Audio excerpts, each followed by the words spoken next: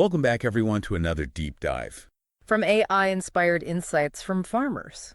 If you're enjoying what we're doing here, we'd love to hear from you too. Absolutely.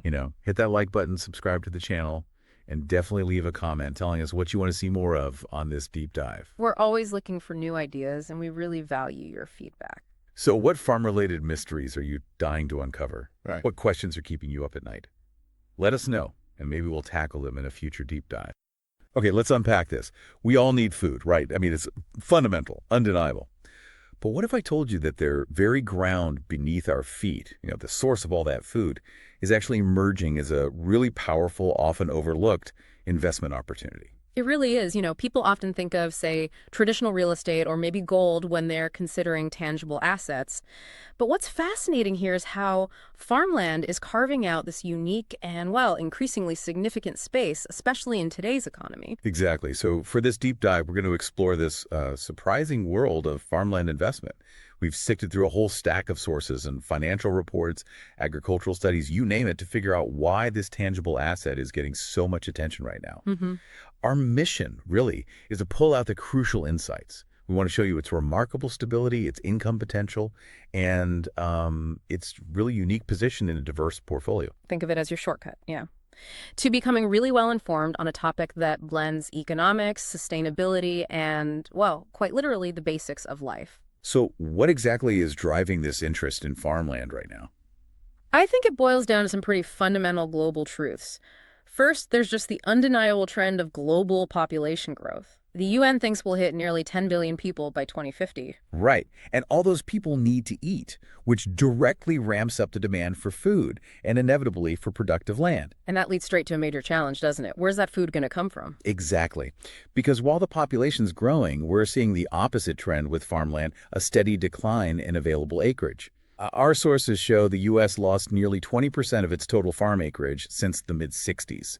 That includes a staggering 14 million acres, roughly the size of West Virginia, just between 2012 and 2017. Wow, West Virginia, that's huge. It is. And Canada's seen about a 4% loss since 2011, too. So this growing scarcity, it just naturally amplifies the value of the farmland that's left. That shrinking supply versus rising demand, it creates a really compelling economic picture. Plus, we had this long period of low interest rates, global economic turbulence. It's pushed investors to look for safer, yield-generating real assets, something beyond just stocks and bonds. And farmland fits that bill perfectly. Another really strong point from our sources is how well farmland performs against inflation. It shows a strong, 70% correlation with the Consumer Price Index, the CPI, meaning its value tends to move with the cost of living. Okay, so it holds its value when prices go up generally. Pretty much. In fact, historically, farmland has actually outperformed gold in fighting rising prices since 1980. That inherent link between food prices and overall inflation just makes farmland a natural, very effective hedge. And it's not just about hedging, is it? The returns themselves have been impressive. Direct investment, for example, saw nearly a 10% annual average return from 2004 to 2013. That significantly beat the S&P 500 by over 2.5 percentage points each year in that period. Yeah, that strong performance, plus its role as a diversifier, that's a really key insight. Between 1992 and 2020, farmland actually showed a negative correlation with both U.S. stocks and U.S. bonds. Meaning it zigs when they zag, essentially. Kind of, yeah. It tends to move independently or even in the opposite direction. That offers crucial stability for your portfolio when other investments might be, struggling a bit. This leads us nicely into a core characteristic that really sets farmland apart. Its stability. It seems to be a true bedrock investment, not just speculation. Absolutely. When you look at volatility, farmland really stands out. Imagine the stock market like a roller coaster, right? Well, farmland is more like a gentle hill walk. Its average price swings, its standard deviation was less than half of the S&P 500s between 92 and 2020. That's remarkable stability. And that stability comes from its durability during downturns, right? You mentioned some historical examples. Yeah, the sources offer some compelling ones. Take the Great Financial Crisis, late 2000s. Traditional real estate crashed, obviously. But farmland returns. They were actually up nearly 30% from early 07 to late 09. Up 30% while everything else was collapsing. Compared to double-digit losses in equities and other real estate, yeah. Low interest rates at the time really helped support farm balance sheets. And what about more recently, like during the COVID pandemic in 2020? The sources must cover that. They do, and it's quite telling. Despite specific issues, trade wars, supply chain problems, U.S. farmland still provided a positive 3.1% total return for 2020. And crucially, while the S&P 500 plunged nearly 20% in that first quarter of 2020, farmland barely budged down just more than 1% for the quarter. Wow. That really shows its ability to hold value, even when appreciation is flat. Exactly. Now, we should briefly mention the 1980s recession and inflation period. That actually saw the only 2 years of slightly negative farmland returns since World War II, mostly due to very high interest rates and high farm debt back then. Okay, so there was a blip, but there were specific reasons. Right. And the key distinction today is that farm sector debt to asset ratios are way lower now. They're below 13% compared to a peak of 22% in 1985. So the financial position for farm investments today is much healthier, making that 80s period less of a predictor for current risks. So why does it hold up so well? It's not just market mood swings driving the value. Not solely, no. Farmland value is fundamentally tied to agricultural stuff, commodity prices, soil quality, water rights, and those big long-term supply-demand trends we talked about. This makes it a long-term tangible asset. Wealth is generated over generations through appreciation, rent, crop yields. It's definitely not a get-rich-quick scheme. Okay, so beyond stability and long-term growth, let's talk income. Passive income potential, harvesting returns. Farmland offers multiple income streams, which sounds great for an investor. The main one, obviously, is selling the crops and products. Right, that's the core business of farming. But for investors who aren't actually doing the farming themselves, consistent income can come from leasing the land to experienced operators. Our sources show, for example, in 2021, average cropland rent was about $141 per acre nationally, higher in places like California, over $330. So that's a steady cash flow. And it doesn't stop just with farming income, does it? No, there's also significant non-farm income potential. Think about things like leases for cell towers on the property, or for wind turbines, solar panels.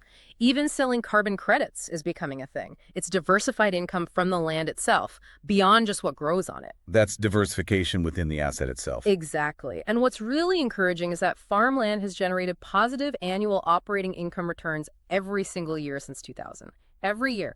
In fact, net cash farm income saw a big jump in 2021, up 14.5% year over year. That's consistent. Yeah. And for passive investors, how does that income actually reach them?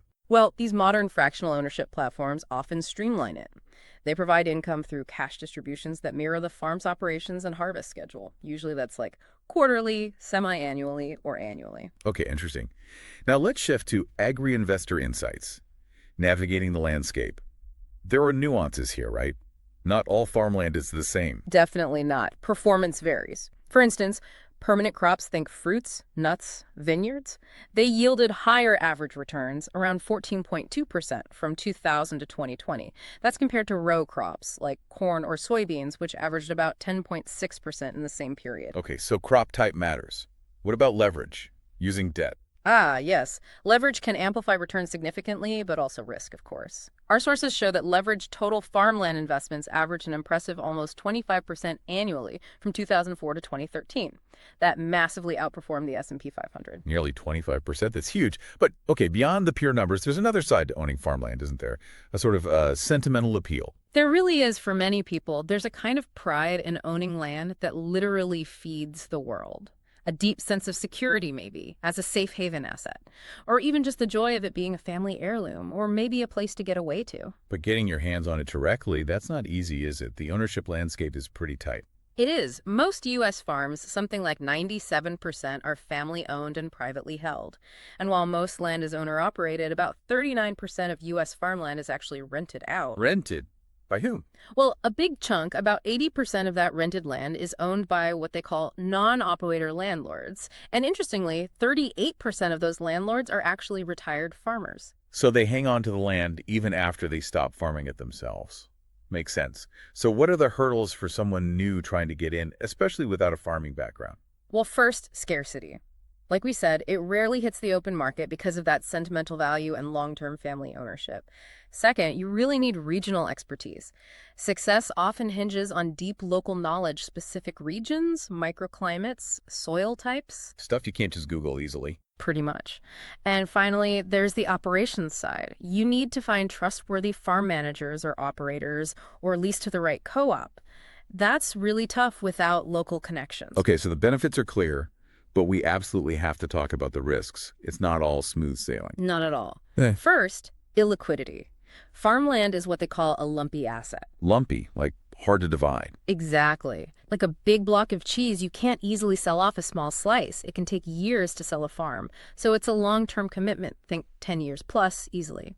Then you have operational risks. Exposure to weather, floods, droughts, pests, crop diseases, even labor shortages can hit hard. And external factors too, like government policy. Yeah, policy and economic shifts matter. Government insurance or subsidy programs like the Farm Bill might not get renewed. New food regulations, changes in import rules, broader global economic factors, they can all impact income and value. And climate change must be a huge one here. Absolutely critical. Farmland is directly exposed to climate change risks. Both acute physical risks, think wildfires destroying vineyards, smoke tainting grapes, floods washing away topsoil, Right, the sudden disasters. and also the chronic risks, slower changes like rising temperatures affecting crop suitability, shifts in water availability, long-term degradation in yields. Large-scale operations are actively using climate risk frameworks now.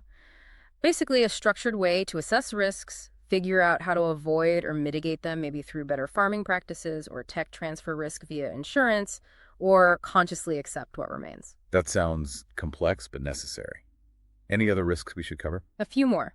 Pricing can be a challenge. Because it's often appraisal-based, prices can seem stale, maybe not reflecting true market value quickly in a downturn that could lead to fire sales like we saw in past real estate crises. Also, right now, there isn't really an easy, accessible way to hedge against a drop in farmland income or value, unlike with some other assets. And what about costs for investors using funds? Good point. Farmland funds do come with management fees, typically 1.8% to 4% for North American funds.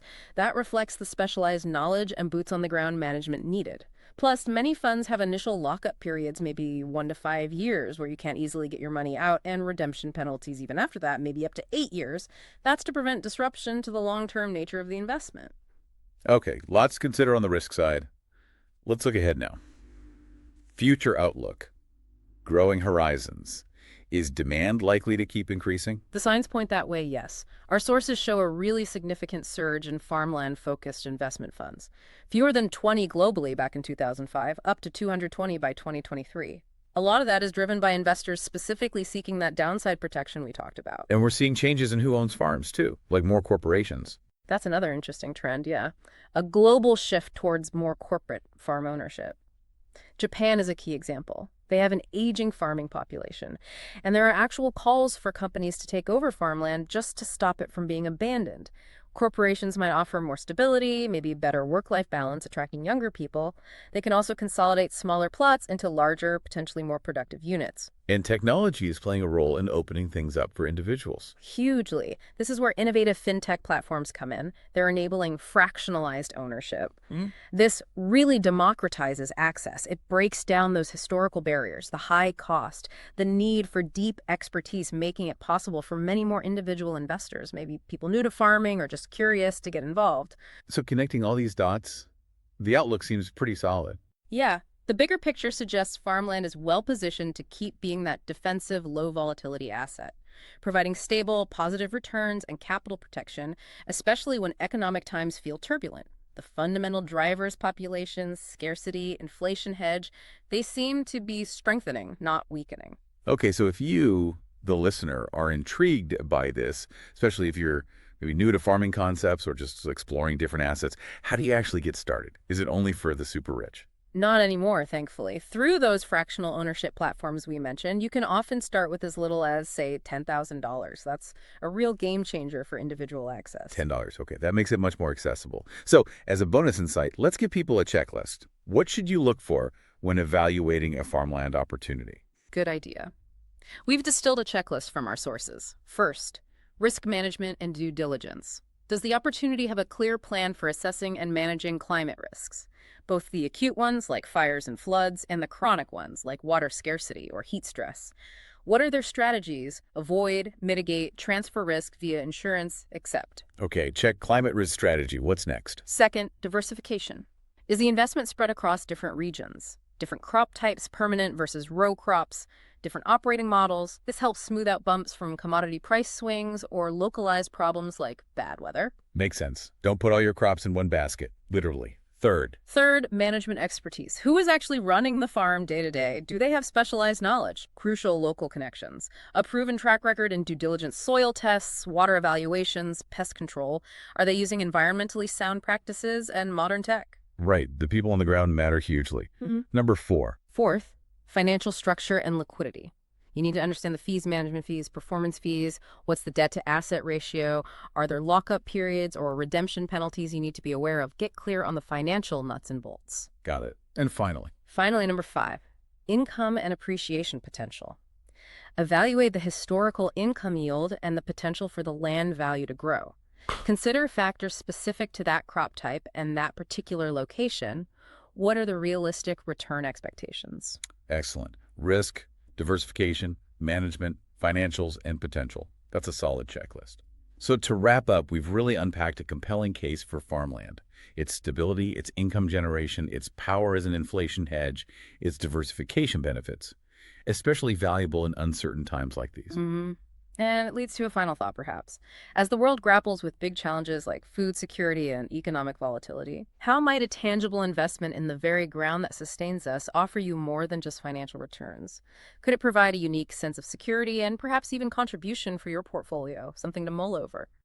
We hope this exploration has been valuable. Thanks for joining us on the Deep Dive. Hitting that like button and smash that subscribe.